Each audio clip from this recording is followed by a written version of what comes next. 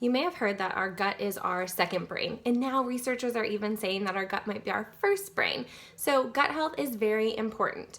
Whether or not you are having any gut issues, here are 5 of my top tips, and I will link my handout so that you can see all of my tips.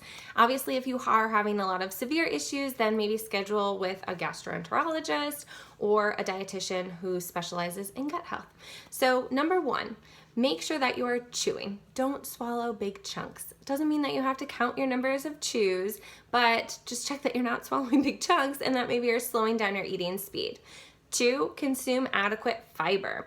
So make sure that you are consuming an assortment of vegetables, fruits, nuts, seeds, beans, legumes, whole grains, and that is going to help to get that fiber so that you are promoting productive poops. And I would aim to consume at least half of your plate with non-starchy vegetables to really get that fiber content up. If you are tracking or logging your intake, then aim for if you can get at least 35 grams a day. I know that is above what is like the recommended amount, but that's what I like to see individuals consume. And then 3, piggybacking on the fiber, is make sure that you are drinking adequate water.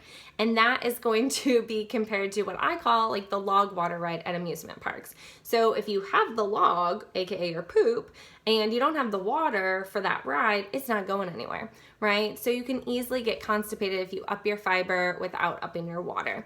And you can also have diarrhea if you up your fiber too fast. So be very mindful of slowly increasing that, but make sure you're drinking adequate fluid. So I always say aim for half your body weight in fluid ounces, but if you have any water restrictions or fluid restrictions, then that would not apply to you. And then 4, collagen. So collagen is like the glue in our body. And if you think of our gut, we have these finger-like projections or the microvilli, and we can get gap junctions in those microvilli when our gut is compromised or leaky gut.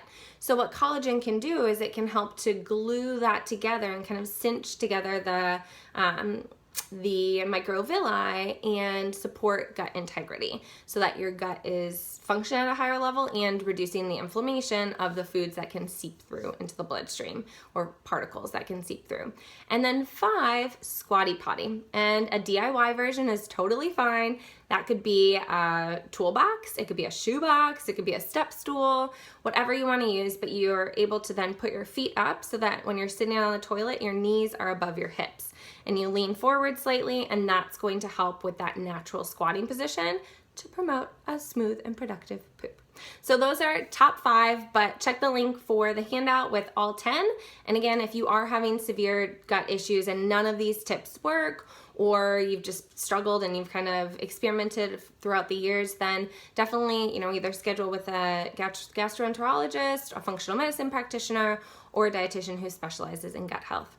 Happy pooping.